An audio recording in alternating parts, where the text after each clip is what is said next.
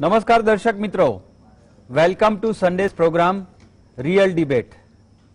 मित्रों, अमे एकदम नवा नवा विषय लईने दर रविवारे आपनी पासे आवीए छे अने खास ए जोईए छे के करंट होय आपने स्पर्शे। मित्रों, आजे एक एवो विषय छे जेनी वात करता पहेला एक नानी अर्धी मिनिटनी भूमिका आपू। दोस्तों, कला अने साहित्य जो जीवननी दृष्टि आपे छे, वाणिज्य जो व्यवहारनी दृष्टि आपे छे, तो विज्ञान भविष्यमां सारा जीवननी एक सुखाकारीनी एक दृष्टि आपे छे। आजे आ मुद्दो एटला माटे लेवो छे कि आप सौए जाण्युं हशे के गया अठवाडिये नासाए जेम्स वेब स्पेस टेलिस्कोप अंतरिक्षमां छोड्युं छे अने ए केटલું एडवांस छे, एनाथी मानवजातने शुं फायदो थशे। कारण के सवाल छेवटे एक सामान्य माणसना मनमा ए आवे के तमे मंगळनी पेले पार जाओ के आकाशगंगानी पेले पार जाओ, अहींया बेठा बेठा मने शुं फायदो। एक आ कॉमन सायकोलॉजी छे। तमारा मनमा उठता तमाम प्रश्नोનું समाधान કરવા માટે આજે આપણે we are fortunate to have a Galaxy of space and technology experts આપણી સાથે આજે ગેસ્ટ તરીકે છે શ્રી સીએમ નાગરાણી, જેઓ ઈસરોના રિટાયર્ડ સાયન્ટિસ્ટ છે, ભગીરથ માકડ છે ઈસરોના રિટાયર્ડ સાયન્ટિસ્ટ છે, અને Gujarat council on science and ટેકનોલોજીના એડવાઇઝર ડોક્ટર નરોત્તમ સાહુ, અને અમદાવાદમાં સાયન્સ સિટીની સ્થાપનાથી લઈને આજ સુધી અમદાવાદ, ગુજરાત અને સમગ્ર ભારતને વિજ્ઞાનનું એક ઘેલું લગાડનાર, રસ લેતા કરનાર એવા ડોક્ટર નરોત્તમ સાહુ, આપ ત્રણેયનું આ કાર્યક્રમમાં સ્વાગત છે। મિત્રો, આજે એમનો દિવસ છે, આપણે આપનું જ્ઞાન ઠાલવવા કરતા सीधा જ એમની પાસે જઈએ અને સાહુ સાहब आपसे शुरुआत करेंगे। जो सवाल हमारे दर्शक के मन में ये न्यूज सुन के जो उठ रहा था, कई न्यूज़पेपर्स, चैनल्स, मीडिया ने उसको कवर किया, बट फिर भी एक एक्सपर्ट के पास खुद सुनने का जो मजा और जो एक आनंद और एक जो एनलाइटनमेंट है वो पढ़ने में नहीं है। तो फिर से आपका शुक्रिया, आप यहाँ आए। और मेरा सवाल सबसे पहला आपसे है साहू साहब कि ये जेम्स वेब स्पेस टेलीस्कोप जो नासा ने छोड़ा है, उसके टेक्निकल स्पेसिफिकेशंस, साइंटिस्ट की मेहनत, कितने साल लगे, और छोड़ने के बाद जो फेज बाय फेज उसमें जो होना चाहिए वो कहां तक पहुंचा? देखिए, जेम्स वेब स्पेस टेलीस्कोप जो है JWST, एक टेलीस्कोप का जब वहां से शुरुआत हुआ था, ये काफी पहले से हुआ था। लगभग हबल टेलीस्कोप का 30 साल अभी होने वाला है। 1990 में इनका शुरुआत होकर के अभी तक चालू हुआ था। एंड इसके आसपास 1996 में ये जेम्स वेब स्पेस टेलीस्कोप का शुरुआत हुआ। इनके पहले से इनका कंसेप्ट डेवलप हुआ, क्या क्या काम करेंगे इनका भी डिस्कशन हुआ। देन इनका 1996 में इनका शुरुआत हुआ था नासा के साथ। इसके साथ बाद में फिर European space agency and Canadian space agency, वो भी इसमें कोलैबोरेशन इनका हो गया।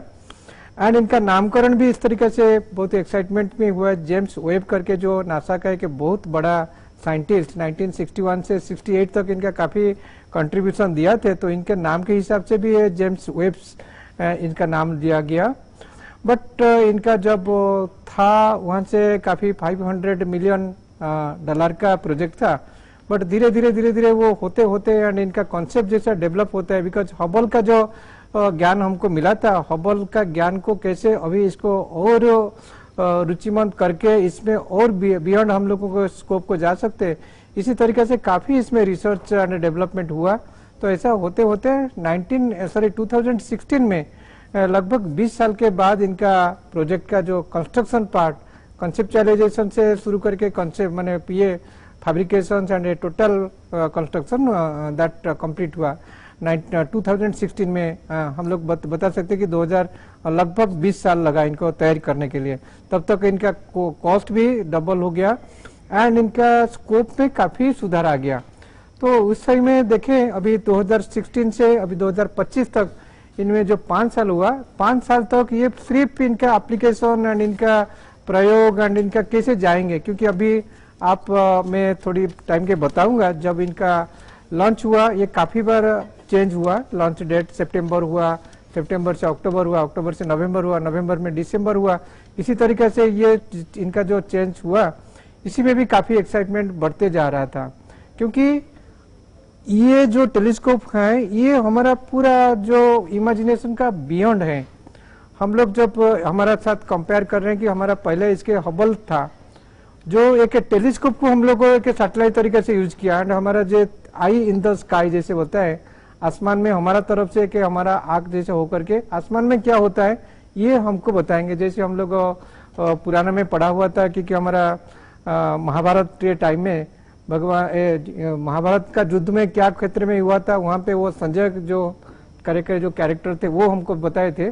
तो इसी तरीके से आसमान में जो कॉस्मिक साइंस में है, एस्ट्रोनॉमी है, यूनिवर्स है, इसमें क्या हो रहा है, तो इसका सारा इंफॉर्मेशन हमारा इस तरीके से आता है, जो कि हमारा जो स्पेस साइंटिस्ट है, टेक्नोलॉजी है, हमारा बेसिक साइंस है, हमारा उत्पत्ति कहाँ पे है, इसी तरीके का इंफॉर्मेशन मिल रहा था। तो ये जो था ये सोर्स था ओनली 537 किलोमीटर ऊपर में, लगभग अहमदाबाद से आप मुंबई तक जाएंगे, इतना जैसे डिस्टेंस होगा इतना हम लोग ऊपर से जाएंगे तो वहां पे हम लोग हबल को देखेंगे। तो हबल भी इस तरीके से कितना अप एंड डाउन में हुआ, इसका लॉन्च के बाद कि काफी दिन के लगा कि हबल का जो लेंस है इसमें कुछ ये हो गया, कुछ फ्रैक्चर हुआ। जैसे हमारा 40 साल के बाद हमको भी 40 होता है, जैसे कैटराक्ट लग जाता है, हमको थोड़ा सा बाहर का पास का नजर थोड़ा कम दिखता है, दूर का नजर होता है। तो ये जो रेटिफिकेशन होता है हम लोग को कैटराक्ट सर्जरी करके कराते हैं। तो इसी तरीके से बिकॉज ये 537 किलोमीटर ऊपर में था, लो ऑर्बिट में था, तो वहां पे 2008-9 से वहां पे के सैटेलाइट गया, वहां पे वो इनका डॉकिंग किया, डॉकिंग करके हमारा जो स्पेस एस्ट्रोनॉट थे इसमें वो इनका जो एबरेशन था, इनका जो चश्मा था, जो व्यू लेंथ था, इसमें ये किया। बट अभी जो इसके बारे में हम लोगों का जब 25 तारीख में क्रिसमस का डे में हमारा इंडिया का टाइम के हिसाब से 5:50 में इनको लॉन्च किया, वो जब से शुरू किया जेम्स वेब स्पेस टेलीस्कोप, ये अभी हमारा पूरा इमेजिनेशन के बाहर जा रहा है। अब तक हम लोग 570 किलोमीटर तक था। इससे हम लोग देखेंगे तो हमारा जो मून है, चंद्रमा है, ये हमारा 3,84,000 किलोमीटर का ऊपर में है। तो 3,84,000 किलोमीटर के दूर में हमारा प्राकृतिक उपग्रह जो है, नेचुरल सैटेलाइट जो है मून है। बट ये जो हमारा स्पेस टेलीस्कोप जा रहा है जेम्स वेब, ये आज से पृथ्वी से चंद्रमा का दूरता माने डिस्टेंस जितना है इससे 5 गुना ज्यादा होता है। तो दैट मीन्स 3 लाख के 5 गुना 1.5 मिलियन किलोमीटर, मतलब 15 लाख किलोमीटर दूर तक गया है, जहां पे कोई इसमें सपोज कोई खराब होगा तो इसमें कोई आदमी तो जाना, तो माने एस्ट्रोनॉट तो जाना, it is not possible, and इनका करेक्शन नहीं होगा। तो इसी के लिए इसको इतना दिन तक तैयारी, रिसर्च, डेवलपमेंट एंड इनको परीक्षा करते करते इसमें लगभग कितना ऐसा फेल्यूर हो सकता है, इसका ऊपर में भी एक परीक्षा हुआ, रिसर्च हुआ। तो सपोज ये चला गया तो इसमें क्या क्या ऑब्स्टेकल हो सकता है, इसका एक लिस्ट करके लगभग जैसे 500 से 700 ऐसा पॉइंट निकाल हुआ। तो 500 पॉइंट में सपोज ऐसा होता है, फिर भी इनका कुछ रिमेडी हम लोग यहाँ से अर्थ से कर सकते हैं। तो ऐसा करते करते सारा लोगों का, सारा पृथ्वी के सारा लोगों के आशा, विश्वास, भरोसा को लेकर के जेम्स वेब दिसंबर 25 में हमारा यहाँ से इनका जर्नी शुरू किया। एंड अभी दिसंबर 25 से अभी हमारा 2 तारीख आज हुआ, एक हफ्ता जैसा हुआ है। बट इनका जो शुरुआत, इनका जो जर्नी है वो इतने खूबसूरत हिसाब से वो चल रहा है। तो इसमें लगता है कि हमारा जो परिकल्पना था, सारा नासा का, European space agency, Canadian space agency, सारा वर्ल्ड का जितने space technology agency, scientist, engineer थे, सबका सपना अभी पूरा हो रहा है। एंड हम लोग ऐसा एक इसका इतिहास को जानेंगे जो कोई दूसरा वे में हमको जानने का कोई संभावना नहीं है। अच्छा साहू साहब, एक छोटा सा सवाल इसमें कि ये 7 दिन में उनके कितने स्टेज पूरे हुए और कितनी उनकी पैनल्स का जो सनबीम का वो कहां तक पहुंचे? देखिए, पहले तो हम लोगों एक हमको वेरी क्लैरिटी हो गया। हम लोगों पहले हमारा जो रीच था वो 570 किलोमीटर तक था। अभी ये गया इसका लगभग 5 गुना जैसे हमारा मून का हिसाब से गया। बट ये जो 7 दिन में हम लोग अभी जितने हमारा इनका जो रिपोर्ट वहां से आ रहे हैं, एंड नासा से कम्युनिकेट होता है। इसमें लगता है कि ये अभी हमारा चंद्रमा का क्रॉस करके और जा रहे हैं एंड धीरे धीरे इनका लगभग 2-3 स्टेज में इनका पैनल वगैरह सब जो सोलर पैनल्स हैं, इनका जो सूर्य के पीछे से सूर्य का जो किरण से वो ये होता है, क्योंकि वहां पे इनका जो वर्किंग स्टाइल है ये totally different of the Hubble. इसमें पूरा इंफ्रारेड रीजन में वो इनका कैमरा वगैरह, कैमरा एंड सेंसर इनको ऑपरेट होगा। तो इसी के हिसाब से हम लोग देखते हैं इनका भी सारा पैनल्स वगैरह खुल गया है। इनका दो बार इनका स्पेशल बूस्ट करके इनका मूवमेंट को भी बढ़ा दिया है, ताकि वो अभी चंद्रमा के ऊपर में जा करके सीधा वो 1.5 लाख किलोमीटर जहाँ पे एक पॉइंट होता है, हमारा लैंग्रेन पॉइंट होता है, जो L1, L2, L3 it's space technology point के हिसाब से वो माना जाता है, जहाँ पे भी वो सूर्य एंड हमारा पृथ्वी के पीछे रहेंगे, जहाँ पे एक टेम्परेचर का लगभग 200 प्लस माइनस होता है। तो एक साइड में देखेंगे तो जहाँ पे सूर्य का सामने में आएंगे वहाँ पे प्लस 180 डिग्री टेम्परेचर होगा एंड इसका एग्जैक्ट ऑपोजिट डायरेक्शन में लगभग -180 to 200 डिग्री टेम्पરેચર रहेगा। Thank you for this information. ભગીરથભાઈ, અત્યારે કમ્પેરિઝન એ થઈ રહી છે કે હબલ ટેલિસ્કોપ 30 વર્ષ પહેલા લોન્ચ થયું હતું, એની કેપેસિટી, એની રેન્જ, એની કામગીરી અને અત્યારે જેમ્સ વેબ, એ બેનો કમ્પેરેટિવ સ્ટડી શું છે? હવે હબલ જે લગભગ 30 વર્ષ પહેલા લોન્ચ થયું હતું અને હજી સુધી કામ કરે છે, અને સૌથી પહેલા જો આપણે ટેલિસ્કોપની વાત કરીએ તો ઇટાલીના ગેલિલિયો ગેલિલીએ સૌથી પહેલું ટેલિસ્કોપ ગુરુના ગ્રહને જોવા માટે એને જોયો એને, એટલે આજથી લગભગ 400-4.5 વર્ષો સુધીમાં જે પણ જ્ઞાન માનવ જાતિએ મેળવ્યું છે અંતરિક્ષ વિશે, બ્રહ્માંડ વિશે, એનાથી અનેક ગણું, લગભગ 1000 થી 2000 ગણું વધારે જ્ઞાન ફક્ત હબલના 30 વર્ષના જે શોધ છે હબલની, એમાં આપણને એનું બ્રહ્માંડનું જ્ઞાન મળ્યું છે। પણ હબલને જ્યારે બનાવવામાં આવ્યું હતું અને છોડવામાં આવ્યું હતું ત્યારે પણ વૈજ્ઞાનિકોને એવો તો ચોક્કસ વિચાર હતો જ, અને એ લોકોની અપેક્ષા હતી જ કે હજી આનાથી વધારે સારું અંતરિક્ષ દૂરબીન, અવકાશ દૂરબીનની જરૂર પડશે જ, અને એ આપણે વેબ છે। હવે હબલ અને જેમ્સ વેબ ટેલિસ્કોપની જો સરખામણી કરીએ તો ડોક્ટર સાહુ સાહેબે જે કહ્યું એ પ્રમાણે હબલ એ એક પૃથ્વીની પાસે નિકટની કક્ષા જેને કહી શકાય આપણે, એ કક્ષામાં છે, લગભગ 570 કિલોમીટર દૂર, જ્યારે જેમ્સ વેબ સ્પેસ ટેલિસ્કોપ જે છે એ લગભગ 15 લાખ કિલોમીટર દૂર, એટલે કે ચંદ્રથી પણ લગભગ 4-5 ગણું દૂર છે ત્યાં।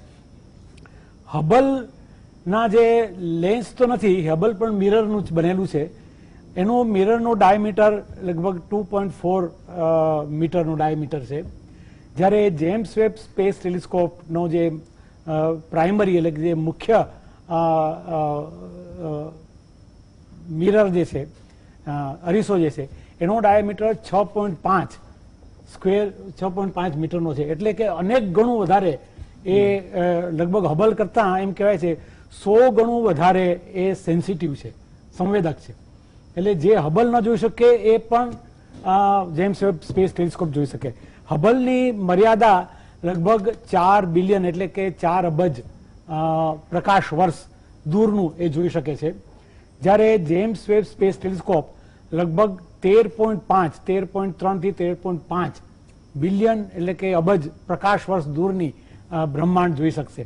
આપ સૌ જાણો છો કે બ્રહ્માંડને ઉત્પન્ન થયે સાયન્ટિસ્ટોના, વૈજ્ઞાનિકોના ગણતરી મુજબ લગભગ 13.8 અબજ વર્ષ થયા છે। તો જેમ્સ વેબ સ્પેસ ટેલિસ્કોપ લગભગ જે બ્રહ્માંડ ઉત્પન્ન થયાનો જે ગાળો છે એના કરતા 100 એટલે કે 100 લાખ મિલિયન 100 મિલિયન વર્ષ પછીનું બધું જ એ જોઈ શકશે। ગ્રેટ નાગરાણી સાહેબ, જેમ્સ વેબ સ્પેસ ટેલિસ્કોપ પાસેથી માણસ જાતને આવનારા સમયમાં કઈ અપેક્ષાઓ છે?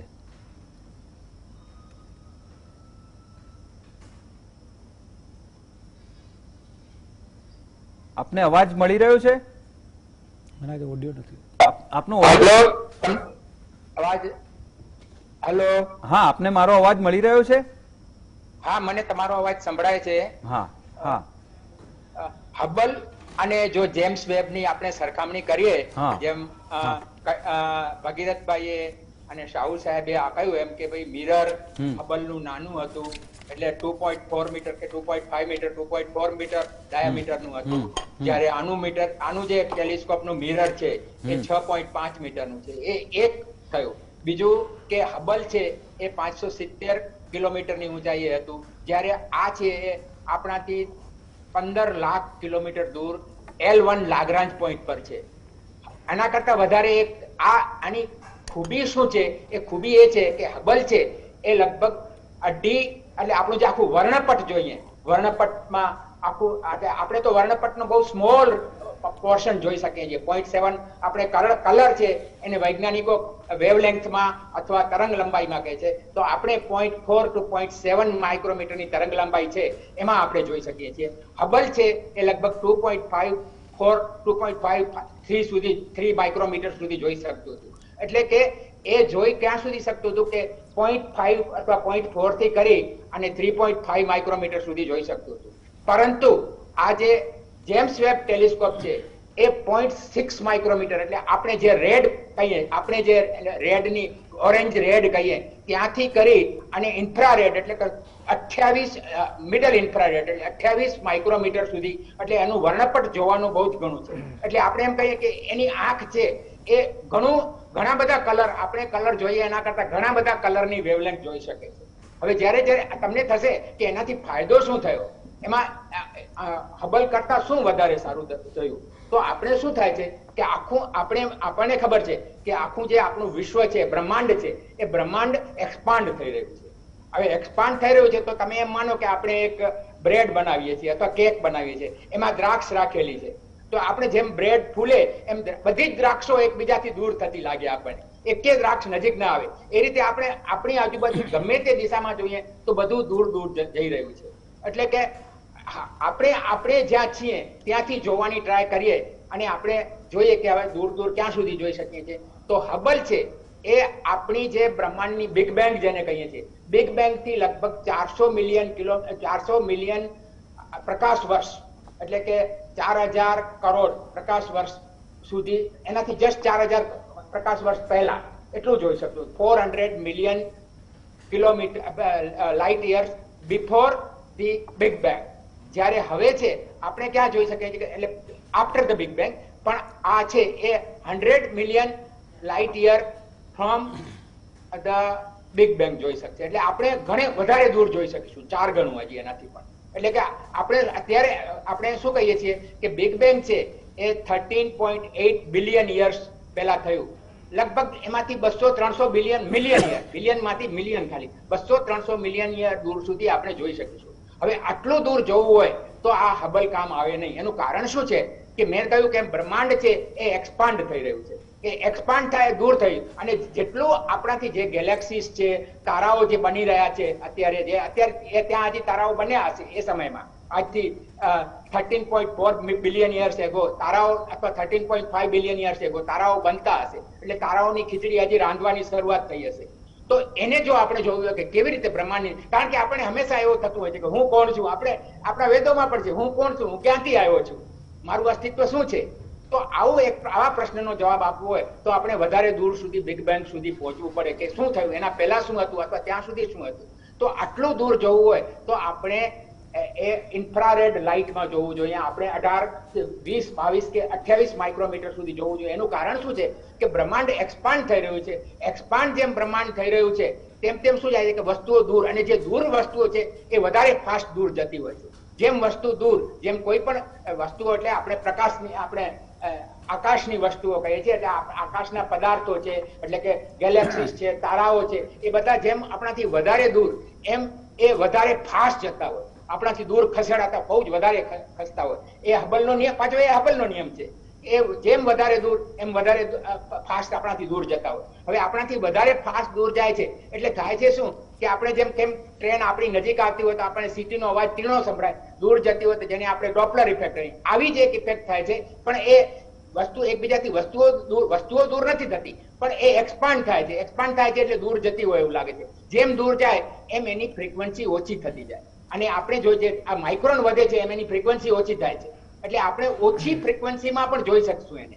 એટલે એ છે અત્યારે ધારો કે નજીક છે એ આપણે 2.4 માઇક્રોન છે અથવા 3 માઇક્રોન છે એ આપણે જ્યાં સુધી જોઈ શકીએ છીએ, કારણ કે એમાંથી જે પ્રકાશ આવતો હશે એ આપણને ઇન્ફ્રારેડ તરફ વધારે દેખાતો હશે. એટલે આપણે જેમ દૂર જવું હોય એમ આપણે ઇન્ફ્રારેડ તરફ વધારે ને વધારે દૂર જવું પડે. એટલે આપણે ત્યાં રાખ્યું છે. હવે તમને થયું કે ભાઈ આ હબલ આપણે ખાલી 570 કિલોમીટરની ઊંચાઈએ રાખ્યું હતું, જ્યારે આને આપણે 1.5 મિલિયન કિલોમીટર શા માટે દૂર રાખીએ છીએ?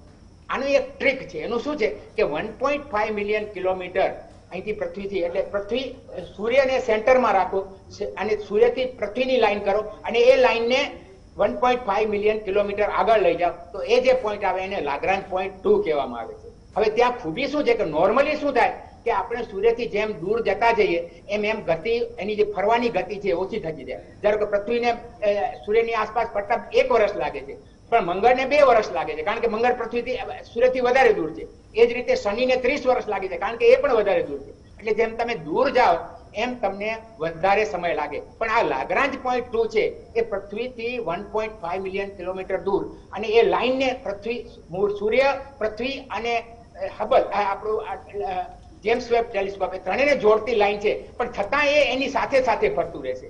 એ એની ખૂબી છે. એનું કારણ શું છે કે એના પર બે ગુરુત્વાકર્ષણના ફોર્સ કામ કરે છે. એક સૂર્યનું ગુરુત્વાકર્ષણનું ફોર્સ અને બીજું પૃથ્વીનું ગુરુત્વાકર્ષણ. એટલે ત્યાં એ બંને ફોર્સ એકઠા થઈ અને એવું કરે છે કે એની ગતિ છે એ પૃથ્વીની ગતિ સાથે સાથે જાય છે. એટલે એને એ છે આ જે હબલ છે એ પૃથ્વીની આજુબાજુ ફરતું હતું. હવે આ પૃથ્વીની આજુબાજુ નહીં ફરે.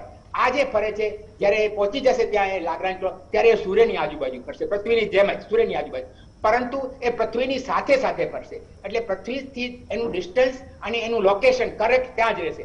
એટલે સતત આપણે એને જોઈ શકીશું પૃથ્વી ઉપરથી. બીજો ફાયદો એ થશે કે જે પૃથ્વીની સાથે સાથે ફરે છે એટલે અને એને કેવી રીતે ગોઠવ્યું છે કે એની બેક છે એ આપણા તરફ છે અને એનું મોઢું છે એ આપણાથી દૂરની બાજુ છે, પૃથ્વીથી દૂરની બાજુ છે. હવે એની બેક આપણા તરફ છે એનો અર્થ એમ કે એની બેક છે એ સૂર્ય તરફ પણ છે, કારણ કે સૂર્ય અને પૃથ્વી લાઈનમાં છે. એટલે એની બેક છે, એનો બેક પોર્શન છે એ સૂર્ય તરફ છે. એટલે એ ભાગ છે એના પર સૂર્યનો પ્રકાશ સતત પડતો રહેશે. તમે જોયું હશે કે એમાં સનશીલ્ડ છે. સનશીલ્ડ એટલે જ રાખ્યું છે. સનશીલ્ડ છે એ પાછળના ભાગને કમ્પ્લીટલી કવર કરી નાખે છે. એ સનશીલ્ડ પણ બહુ જ મોટું છે, 22 મીટર બાય 12 મીટર, એટલે લગભગ 500 સ્ક્વેર મીટર એનો આપણે એરિયા છે. એનું ક્ષેત્રફળ છે 500 સ્ક્વેર મીટર જેટલું છે, 300 સ્ક્વેર મીટર જેટલું છે.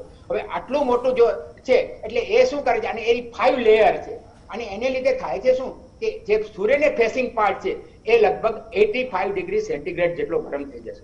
જ્યારે સૂર્યથી બીજી બાજુ એ ક્યારે ટેલિસ્કોપ છે ક્યારે સૂર્યને, કારણ કે એ કેવી રીતે બનાવવામાં આવ્યું છે, જો એ સૂર્યને જુએ તો એ ખતમ થઈ જાય. 5 મિનિટ પણ જો સૂર્યને જુએ તો એ આખું ખતમ થઈ જાય. એટલે એમણે લોન્ચ કર્યું ત્યારથી સતત એ કેર લેતા આવે છે. અને એવી રીતે કેર લેતા આવે છે કે ટેલિસ્કોપ છે એ હંમેશા એ સૂર્યથી બીજી બાજુ જ જોતું રહેશે.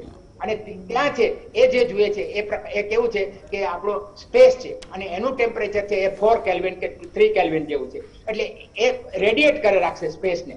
એટલે એ ઠંડુ થઈ જશે અને -233 ડિગ્રી સેન્ટીગ્રેડ, એટલે કે લગભગ 50 કેલ્વિન, જેને કે -273 ડિગ્રી એટલે 0 કેલ્વિન થાય તો મીન્સ -273 0 કેલ્વિન એટલે લગભગ 40 કેલ્વિન જેટલું થાય. એટલે આટલું ઠંડુ શા માટે કરવું જોઈએ? હવે આપણે આટલું ઠંડુ કરવાનું છે એટલા માટે આપણે લોઅર ઓર્બિટમાં એને મૂકી શકીએ નહીં, કારણ કે લોઅર ઓર્બિટમાં સૂર્યનો પ્રકાશ ક્યારે ને ક્યારે આવી જાય. આ લોકેશન બહુ જ કમ્ફર્ટેબલ લોકેશન છે, જ્યાં તમે એક બાજુ હંમેશા પૃથ્વી સૂર્ય તરફ હોય ને બીજી બાજુ સૂર્યથી દૂર હોય. એટલે આપણે આટલું ઠંડુ શા માટે જોઈએ? કારણ કે જો ટેલિસ્કોપ ગરમ થઈ જાય તો એ પોતાને જ જોઈ રાખે, એને તો નાર્સિસિસ થઈ જાય.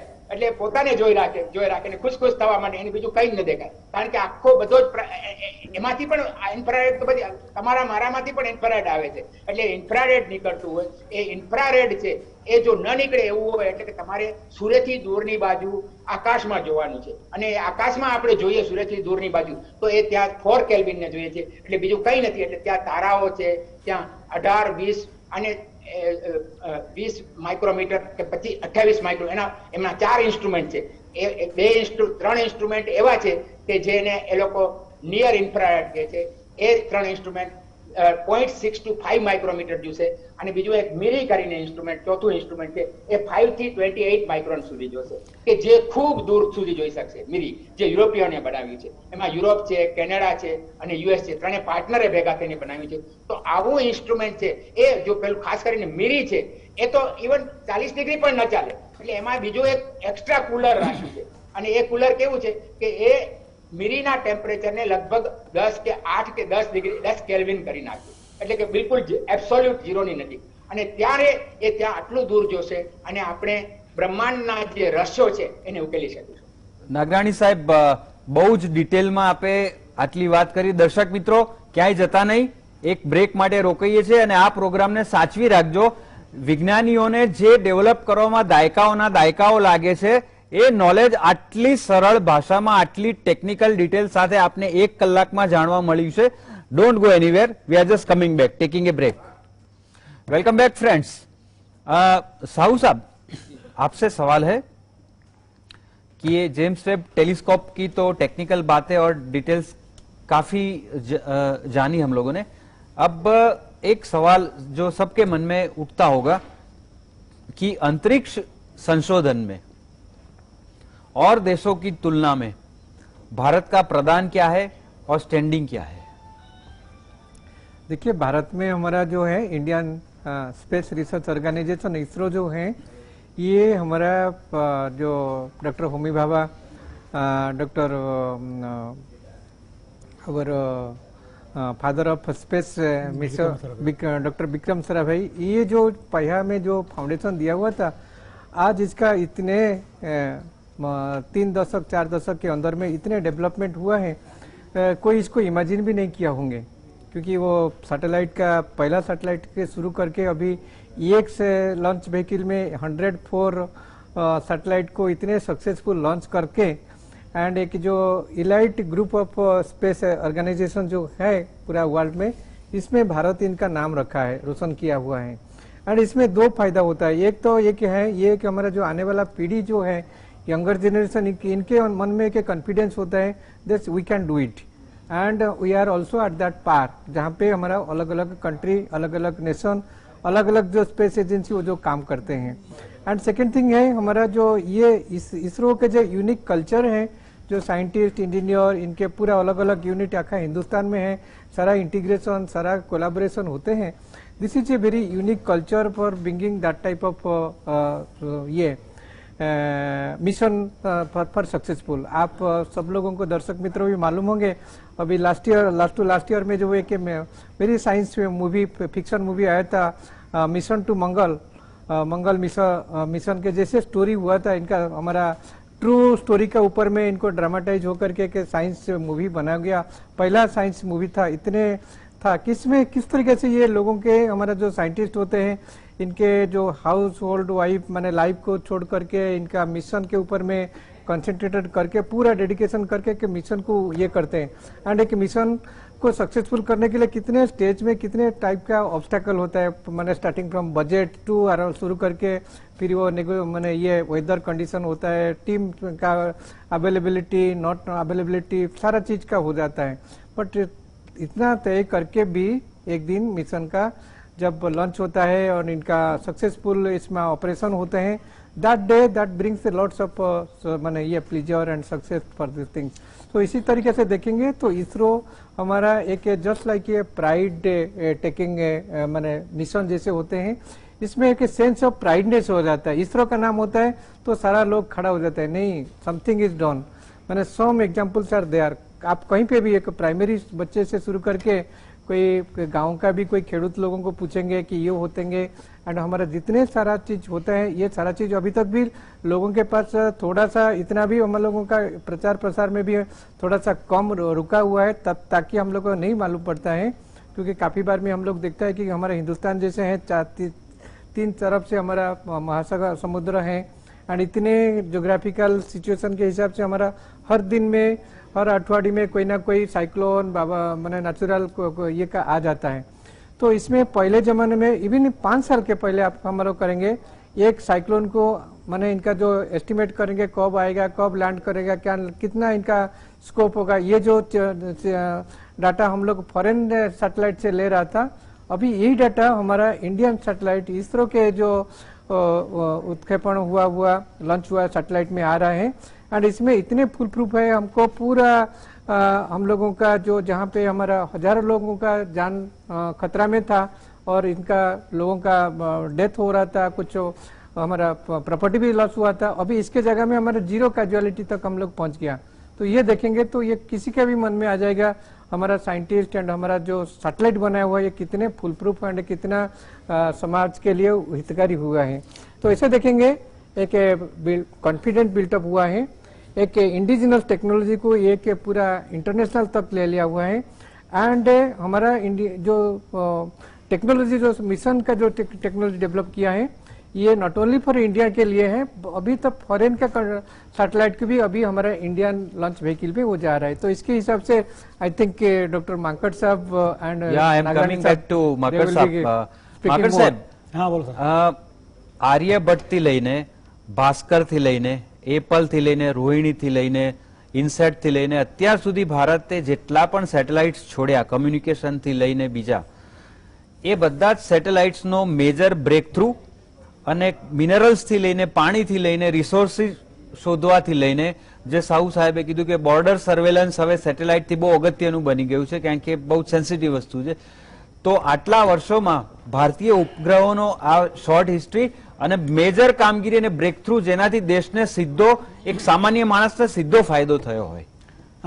ઘણો ફાયદો થયો છે સામાન્ય માણસને। આપણે જોઈએ તો શ્રી વિક્રમ સારાભાઈ એ એક દીર્ઘદ્રષ્ટા માનવી હતા અને હજી જ્યારે 1957માં રશિયાએ સ્પુટનિક છોડ્યો અને એના પછી 60માં 58માં જ અમેરિકાએ એક્સપ્લોરર છોડ્યો, એટલે ત્યારથી જ વિક્રમ સારાભાઈના મગજમાં પૂરેપૂરું બેસી ગયું હતું અને એને વિશ્વાસ હતો કે અવકાશ યંત્રવિદ્યા જે છે એ પૃથ્વી ઉપર રહેતા માનવી માટે સૌથી વધારે ઉપયોગી સાબિત થાય એમ છે।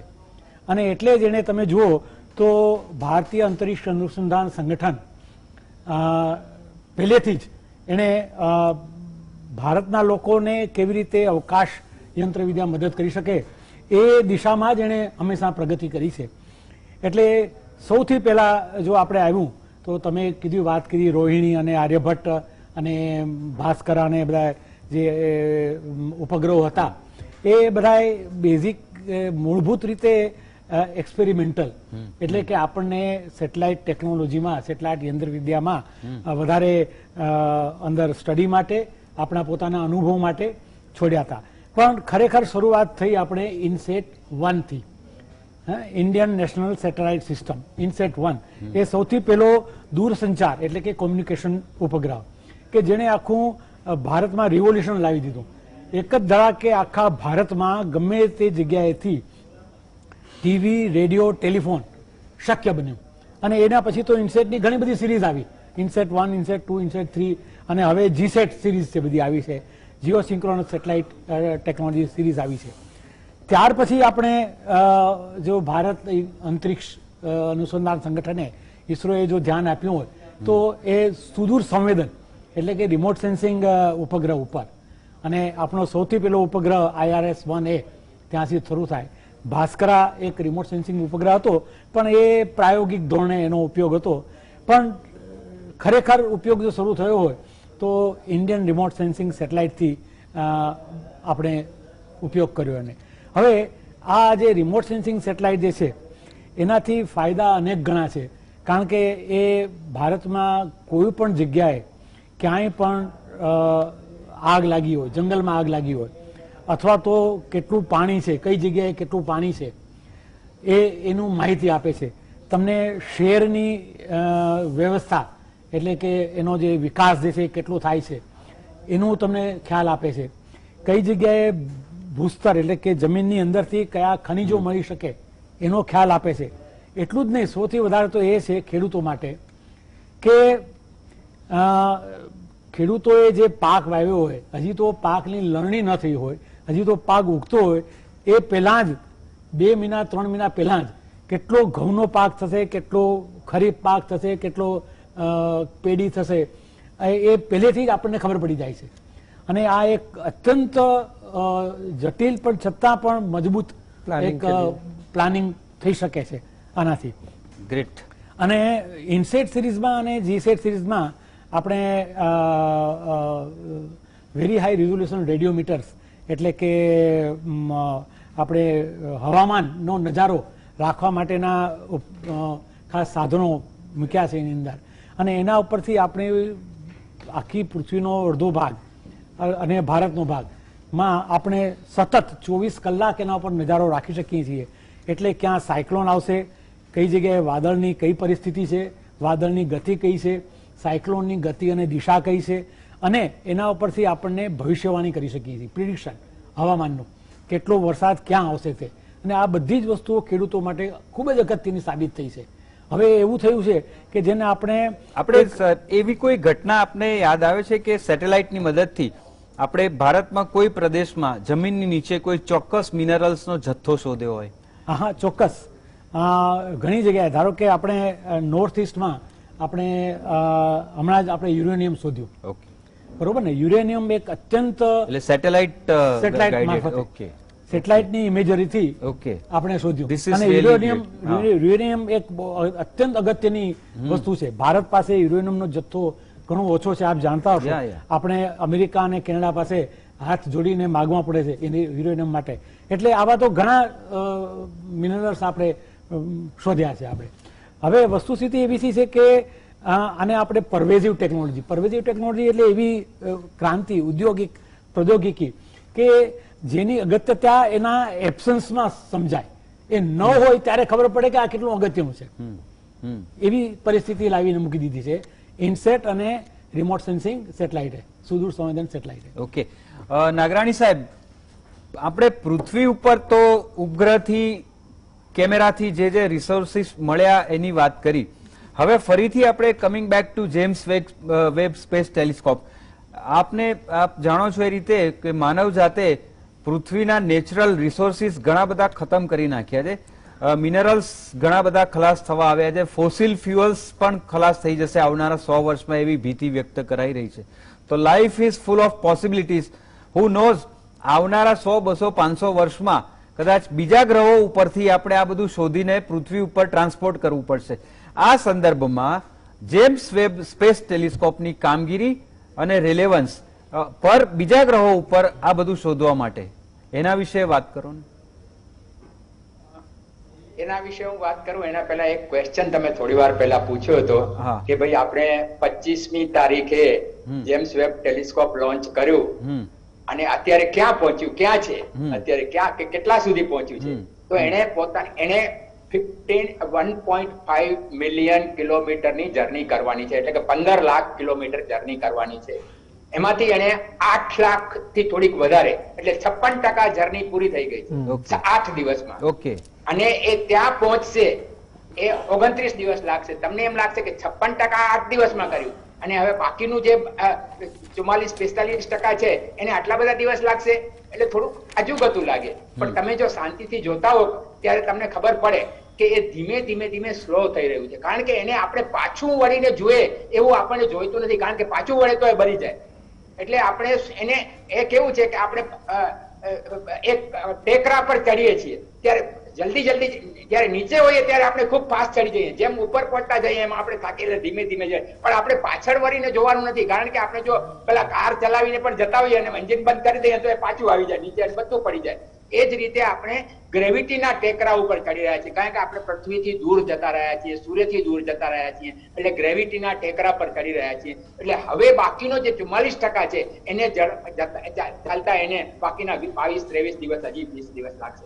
એટલે 56% પૂરું કર્યું છે અને હજી 44% બાકી છે, એ મારે કહેવાનું હતું. હવે તમારો જે મેઇન પ્રશ્ન હતો એ છે કે આપણે અહીં ઘણું બધું વિનાશ કરી દીધું છે, ઘણું બધું ખતમ કરી દીધું છે. આપણે જે આપણા રિસોર્સિસ છે એનો સરખી રીતે ઉપયોગ કર્યો નથી. તો હવે એ આપણે અહીંને બદલે ક્યાંક બીજા છોડીને જતા રહીએ એ ખરેખર એમ કરીએ એ સારું નથી. આપણે આપણા રિસોર્સિસને બચાવવાના છે. જેટલા હજી પણ મોડું નથી થયું, આપણે આપણા રિસોર્સિસને બચાવવા જોઈએ. એ સાથે સાથે આપણે એ પણ કરીએ કે એના સિવાય ધારો કે કોઈ કારણસર આપણે તો બધા જ્યારે આ ક્યારે બને કે બધા એગ્રી થાય ત્યારે બને, અને એ એગ્રી ન થાય તો આપણે એ જોવું રહ્યું કે બધા રિસોર્સિસ આપણે બાકીના રિસોર્સિસ આપણે ક્યાંથી મેળવી શકીએ. તો એ જેમ્સ વેબ ટેલિસ્કોપ પહેલા જે હબલ થયું એ પણ થોડું કરી શકે, પરંતુ આપણે સુદૂર સુધી આમાં જોઈ શકીશું. અને આની અંદર સ્પેક્ટ્રોગ્રાફ છે, અને સ્પેક્ટ્રોગ્રાફ છે આની અંદર 2 થી 3 સ્પેક્ટ્રોગ્રાફ છે, અને બધા ઇન્ફ્રારેડના સ્પેક્ટ્રોગ્રાફ છે જેમ્સ વેબ. એટલે અને એની અંદર બીજો એક કોરોનોગ્રાફ છે. કોરોનોગ્રાફ એટલે શું કરે કે ધારો કે આપણી સૂર્યમાળા જોઈએ તો સૂર્ય એટલો બધો ચમકતો છે કે સૂર્ય આપણે જો આપણે બહુ જ દૂર છીએ તો આપણે જો આપણા સૂર્યમાળા તરફ આપણે આ ટેલિસ્કોપને નાખીએ તો થાય શું કે સૂર્ય જ દેખાય, બાકીના ગ્રહો દેખાય નહીં, કારણ કે પ્રકાશમાં ઢંકાઈ જાય સૂર્યનો. એટલે કોરોનોગ્રાફ શું કરે કે એનો જે મેઇન તારો છે એને ઢાંકી દે, અને એની આજુબાજુ જે ગ્રહો ફરતા હોય એનો અભ્યાસ કરે. તો એમાં આ ખૂબી છે આમાં કે એ સૂર્યને કોરોનોગ્રાફ એ કરે, ઢાંકી દે અને એના ગ્રહોનો અભ્યાસ કરે, અને એ અભ્યાસ છે એ સ્પેક્ટ્રોગ્રાફથી કરે. એટલે એની અંદર કયા કયા તત્વો આવેલા છે, તમે આટલા બધા દૂર છો, તમે વિચાર કરો કેટલા આપણે આ બધું જ આપણે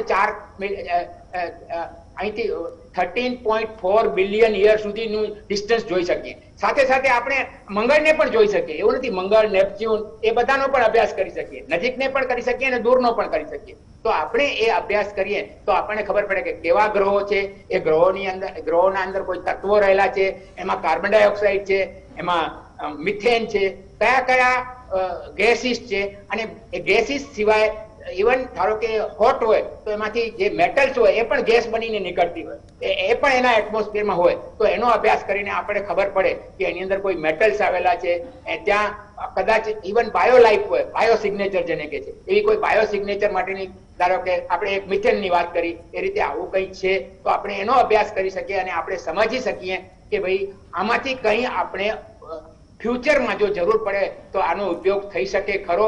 અને એ આટલે દૂર સુધી જવાની જરૂર નથી. આપણી સૂર્યમાળામાં પણ આપણે જોઈ શકીએ કે સૂર્ય હજી સુધી આપણે જો ધારો કે પેલા ટાઇટન છે શનિનો, એનો આપણે પૂરો અભ્યાસ કર્યો નથી. એમાં આપણને લાગે છે કે ત્યાં બરફ છે, પણ ટાઇટનનો અભ્યાસ પણ આપણે કરી શકીએ એનાથી. જે ઉપગ્રહ છે શનિનો, એનો આપણે જો સમજી શકીએ કે શું છે. તો આવા બધી સમજ આપણે પાડવી હોય તો આપણે જરૂર આ જેમ્સ વેબ ટેલિસ્કોપનો ઉપયોગ કરી શકીએ. जी नागरानी साहब, साहू साहब जी। जैसे पूरी दुनिया में सबके मन में एक सवाल कई बार उठता है कि नील आर्मस्ट्रॉन्ग और एडविन ऑल्ड्रिन के बाद अमेरिका ने चंद्र पे फिर से कोई इंसान को क्यों नहीं भेजा.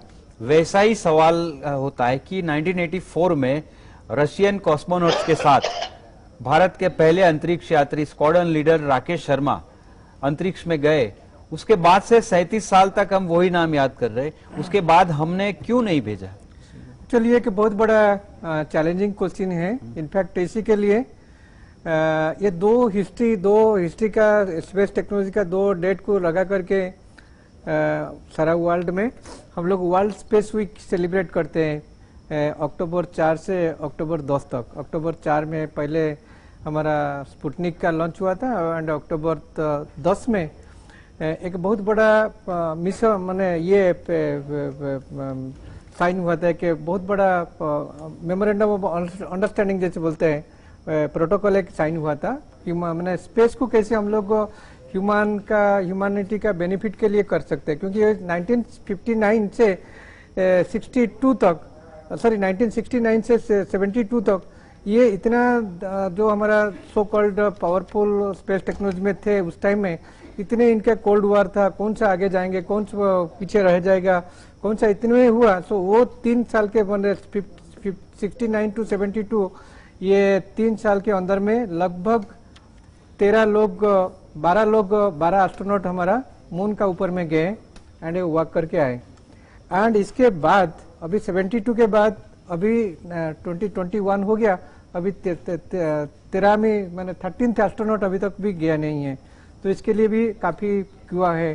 तो इनफैक्ट हम लोग गुजरात साइंस सिटी में हमारे के space station and working on the moon तरीके के ऐसा मूवी हम लोग को दिखाते हैं जिसमें टेक होम मैसेज है कि there are only 13 people 12 people gone to the moon, ये लोग वो चालू किया हुआ है। हम लोग इसका ऊपर में जाना माने we are looking for 14th one, तो are you looking for that one, तो that was the taking message. तो इसके लिए इधर मून को जाना है और हमारा जो स्पेस को जाना है, स्पेस को जाना होता है तो that now it becomes a very standard procedure. हमारा जो इंटरनेशनल स्पेस स्टेशन है जो यहाँ पे भी हमारा लो ऑर्बिट में वो पोलर सैटेलाइट तरीके से वो घूमता है, एवरी 90 मिनट में वो एक बार हमारा पृथ्वी को परिक्रमण करते हैं। तो इसमें काफी हमारा रेगुलर रीते में हमारा स्पेस एस्ट्रोनॉट जाते हैं, ये वो इसमें इनका शोध करते हैं एंड फिर वापस आते हैं, जिसके लिए हम लोगों का जो इंडियन ओरिजिन जो है सुनीता विलियम, वो भी 6 महीना वहाँ पे रुक करके रिकॉर्ड किया है। काफी टाइम तक स्पेस वर्क किया, काफी आने के बाद भी काफी अलग अलग बच्चों को मिले अलग अलग सेंटर में, इंस्टीट्यूशन में, तो वो भी इनका एक्सपीरियंस को शेयर किया हुआ था। માકડ સાહેબ આપ કઈ કહેવા માંગતા હતા, એમાં એક સવાલ આપને એડ કરી દઉં એટલે કન્ટિન્યુટીમાં, જે સાહુ સાહેબે ઇન્ટરનેશનલ સ્પેસ સ્ટેશનની વાત કરી। અત્યારે દુનિયામાં સ્પેસ સ્ટેશન બહુ પોપ્યુલર છે અને સ્પેસ સ્ટેશન સાઇટિંગનો રૂટ અને કાર્યક્રમને ટાઈમિંગ પણ તમને મળે છે અને ઘણાએ અમદાવાદમાં અને ગુજરાતમાં ઉપર પોતાના ધાબા ઉપર રહીને જોયું પણ છે। તો ઘણાના મનમાં એ હોય છે કે એનું વજૂદ, કામગીરી અને આટલા વર્ષોમાં એની સફળતા, એનું પણ થોડો ઉલ્લેખ ટૂંકમાં કરી દેજો। ચોક્કસ ચોક્કસ। હવે સાહુ સાહેબ જે કહ્યું એમાં થોડુંક હું ઉમેરવા માંગુ છું કે સૌથી પહેલા તો નીલ આર્મસ્ટ્રોંગે ચંદ્ર ઉપર પગ મૂક્યો, એના ઘણા કારણો હતા। એક તો માણસને પૃથ્વી છોડીને બહાર તો જવું જ હતું, ઘણા વર્ષોથી આ એક પ્રબળ ઈચ્છા હતી જ, પણ એમાંનું ઘણા મુખ્ય કારણોમાંનું એક કારણ તો એ હતું કે જે અવકાશ દોડ જેને આપણે કહી શકીએ, હરીફાઈ કહી શકીએ, એમાં અમેરિકાને એમ હતું કે પોતે આગળ નીકળી જશે, પણ એમાં રશિયા આગળ નીકળી ગયું। સૌથી પેલો સ્પુતનિક એને છોડ્યો અને સૌથી પેલો માનવ યાત્રી યુરી ગાગારીન પણ અવકાશમાં, એની પહેલા મને ખ્યાલ છે એ લોકોએ લીકા નામની એક લાયકા નામની એક કૂતરી એક્સપેરિમેન્ટેશન, હા, પાછી પણ આવી હતી। ના, પાછી નથી આવી, એ ઉપર જ મરી ગઈ, પણ એ કોન્ટ્રાડિક્ટરી એ લોકો કંઈક છે બધું, પણ જે હોય તે પણ પેલા યુરી ગાગારીન સૌથી પહેલા ગયા હતા। એટલે અમેરિકાને કોઈ પણ હિસાબે આ હરીફાઈમાં આગળ નીકળવું હતું, એટલે નીલ આર્મસ્ટ્રોંગનું આખું તમને ખબર હશે કે કેનેડીએ, જોન એફ કેનેડીએ જાહેર કર્યું કે ભાઈ આપણે 1960ના દાયકા પહેલા માણસને, એક અમેરિકનને આપણે ચંદ્ર પર ઉતારીને પાછો લાવીશું, એટલે આ એક મુખ્ય કારણ હતું। અને ત્યાર પછી તો એ થોડુંક ચાલ્યું અને ડોક્ટર સાહુ સાહેબે કહ્યું એ પ્રમાણે 12-13 અમેરિકનો ત્યાં ગયા અને પછી બંધ થઈ ગયું, બરોબર છે। ભારતે શા માટે ન કર્યું એના પણ અમુક કારણો છે। એક તો આપણે થોડાક મોડા આમાં સામેલ થયા અવકાશ યાત્રામાં, અને રશિયા અને અમેરિકાની સરખામણીએ આપણી આર્થિક પરિસ્થિતિ પણ એટલી બધી સારી નહોતી, બરોબર છે, કારણ કે અવકાશમાં માણસ મોકલવો એ અત્યંત જટિલ પ્રયોગ છે। આપણે તો સમજી જ ન શકાય, એટલા નાના પેલામાં સમજાવી શકાય એમ નહીં, પણ એક અત્યંત જટિલ વસ્તુ છે અને એના માટે આપણે બીજાના રોકેટથી જઈએ એના કરતાં આપણે પોતાના જ રોકેટથી આપણે માણસ મોકલીએ એ જ વધારે અગત્યની વસ્તુ છે। ઓફકોર્સ જેમ આપે કહ્યું એમ રાકેશ શર્માએ આપણે રશિયાના રોકેટથી ગયા હતા, પણ ત્યાર પછી પણ આટલા બધા વર્ષો વીતી ગયા, કારણ કે આપણે માનવને લઈ જઈ શકે તેવું રિલાયબલ રોકેટ વિકસાવવામાં ખરેખર ઘણો સમય નીકળી જાય, કારણ કે જે ક્રાયોજેનિક એન્જિન જે છે, જે આપણે 5 વર્ષમાં બનાવવા માંગતા હતા એને 15 વર્ષ લાગી ગયા, 15 થી 20 વર્ષ લાગી ગયા, એટલે એટલો ગાળો તો એમાં જ નીકળી ગયો આપણને। એટલે આ બધા કારણોસર આપણે હજી થોડાક પહેલા છે। સ્પેસ સ્ટેશનની વાત કરીએ તો સ્પેસ સ્ટેશન તો ઘણા વર્ષોથી છે અને એને ઘણી બધી માનવને માહિતી આપી છે, કારણ કે આપણે જો નાગણી સાહેબે જેમ કહ્યું એ પ્રમાણે જો મંગળ ઉપર રહેવું હોય આપણે, તો મંગળ ઉપર રહેવા માટે લગભગ ઓછામાં ઓછા 2.5 વર્ષ માણસે પૃથ્વીની બહાર રહેવું પડે, કારણ કે 7 મહિના તો જાતા થાય, 7 મહિના પાછા આવતા થાય અને 1.5 વર્ષ તો ત્યાં મંગળ ઉપર રહેવું જ પડે, કારણ કે જ્યાં સુધી મંગળ પૃથ્વીની નજીક ના આવે ત્યાં સુધી પાછા ના આવી શકાય। એટલે જો 2.5 વર્ષ રહેવું હોય તો માણસે અવકાશમાં રહેવા માટે આ સ્પેસ સ્ટેશને એક બહુ સારી સગવડ પૂરી પાડી છે કે માણસ ત્યાં અવકાશમાં રહી અને પ્રયોગ કરી શકે। અને સ્પેસ સ્ટેશને એટલા બધા જટિલ પ્રયોગો કર્યા છે કે માઇક્રોગ્રેવિટી કે જ્યાં ગ્રેવિટી નથી ત્યાં હીરા બનાવવાનું, પછી દવાઓ બનાવવાનું, ફાર્માસ્યુટિકલ્સ, અમુક ફાર્માસ્યુટિકલ્સ એવી છે કે જે માઇક્રોગ્રેવિટીમાં સરસ બને છે, પછી જીવજંતુઓ પરનો અભ્યાસ, અને સૌથી વધારે તો ત્યાં ખાદ્ય પદાર્થ. તમને જાણીને નવાઈ લાગશે કે સ્પેસ સ્ટેશનમાં મૂળા બટેટા પણ ઉગાડવામાં આવ્યા છે અને એ બહુ સફળ રહ્યા છે. એટલે આ બધું ભવિષ્યના આપણા બીજા ગ્રહના પ્રસ્થાપન માટેનું છે. જી નાગરાણી સાહેબ, વી હેવ જસ્ટ 2 મિનિટ્સ. એક છેલ્લો સવાલ, અંતરિક્ષની અંદર જે કેટલીક વિડંબનાઓ હોય છે, જેમ કે સ્પેસ ડેબ્રિસની જે વાત છે, કે મારા ખ્યાલથી હજારો ઉપગ્રહો વિવિધ કન્ટ્રીના અંતરિક્ષમાં ફરે છે, એનો કચરોથી લઈને કોઈ ઉલ્કાનો કચરો કે વોટેવર, એવો કેટલી બધી ડેબ્રિસ અંતરિક્ષમાં ફર્યા કરે છે અને ઉપગ્રહો માટે જોખમ પણ છે. તો જાપાને એક પ્લાન બનાવ્યો છે કે એ ડેબ્રિસને કેપ્ચર કરવા માટે કોઈ નેટથી એને ઉપર મોકલીને કેપ્ચર કરી લે. How feasible is that? એના વિશે સહેજ 1 મિનિટમાં વાત કરશો. જાપાન સિવાય પણ બીજા ઘણા બધા દેશો છે કે જે એ ટ્રાય કરે છે કે આપણે જે ડેબ્રી છે, અને ડેબ્રી બધી ક્યાં છે? લો અર્થ ઓર્બિટમાં છે. એટલે લગભગ બધી જ ડેબ્રી છે એ 200 થી 500 કિલોમીટરની અંદર, લાર્જ પોર્શન ઓફ ધ ડેબ્રી. અથવા થોડી બીજી ડેબ્રી છે એ જીઓ સ્ટેશનરી ઓર્બિટ, એટલે કે 36,000 કિલોમીટર ત્યાં છે, કારણ કે ત્યાં આપણે ઘણા બધા સેટેલાઇટ નાખેલા છે, અને એ સેટેલાઇટ જયારે ડિફંક્ટ થઈ જાય ત્યારે એને કોઈ પાછું લાવતું નતું. ઓફકોર્સ હવે એવો નિયમ થઈ ગયો છે કે એને તમારે પુશ બેક ગ્રેવયાર્ડ ઓર્બિટ કે જેને કે ગ્રેવયાર્ડ, એટલે તમારે એને ઉપર લઈ જવાના, પણ ત્યાં એ કચરો તો ભેગો થઈ જશે. એટલે થોડો કચરો ત્યાં છે 36,000 કિલોમીટરની ઊંચાઈએ, પણ મોટો બધો કચરો છે એ 200 થી 500 અથવા 200 થી 600 કિલોમીટરની અંદર છે. હવે આ કચરાનો પ્રોબ્લેમ શું છે કે ગમે ત્યારે આપણે પૃથ્વી પરથી લોન્ચ કરીએ તો આમાંથી તો તમારે પસાર થવું જ પડે એ કચરામાંથી, અને એટલા માટે તો સ્પેસ સ્ટેશન છે એ પણ 500, 400, 450 કિલોમીટરની ઊંચાઈએ છે.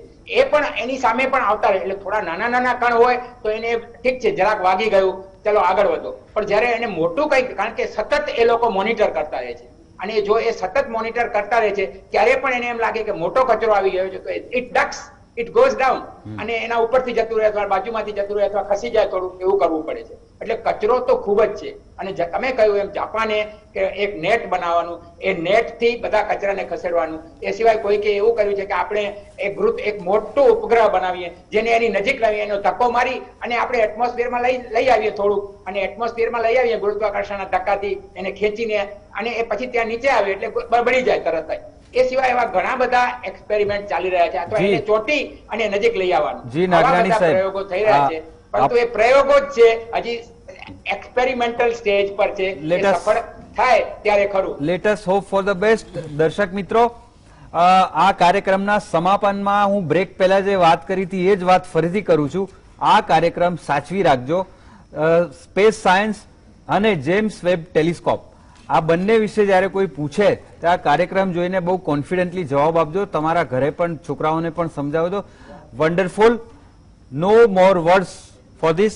Sir, thank you very much, all of you. Thank you sir for this enlightenment. ફરી મળીએ દર્શક મિત્રો આવા જ કોઈ વિષય સાથે. See you.